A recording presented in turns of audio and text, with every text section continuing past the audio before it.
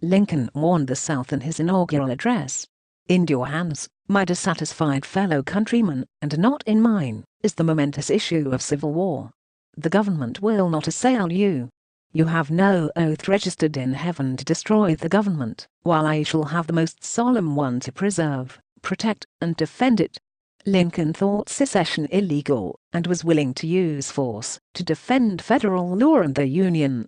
When Confederate batteries fired on Fort Sumter and forced its surrender, he called on the states for 75,000 volunteers. 4 more slave states joined the Confederacy, but 4 remained within the Union. The Civil War had begun. The son of a Kentucky frontiersman, Lincoln had to struggle for a living and for learning. 5 months before receiving his party's nomination for president, he sketched his life. "I was born February the 12th, 1809, in Hardin County, Kentucky. My parents were both born in Virginia, of undistinguished families, second families, perhaps I should say.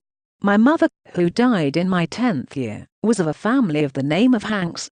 My father removed from Kentucky to Indiana in my 8th year. It was a wild region, with many bears and other wild animals still in the woods. There I grew up.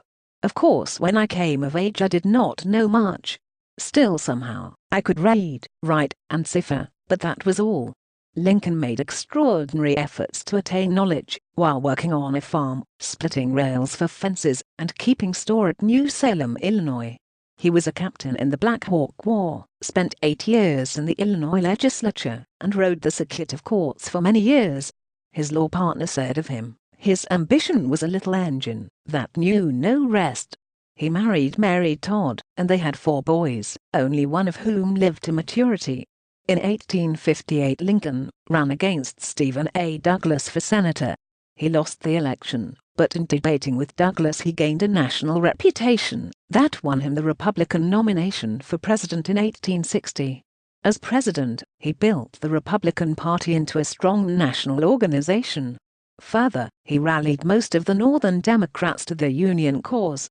On January 1, 1863, he issued the Emancipation Proclamation that declared forever free those slaves within the Confederacy.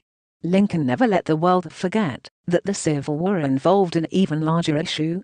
This he stated most movingly in dedicating the military cemetery at Gettysburg.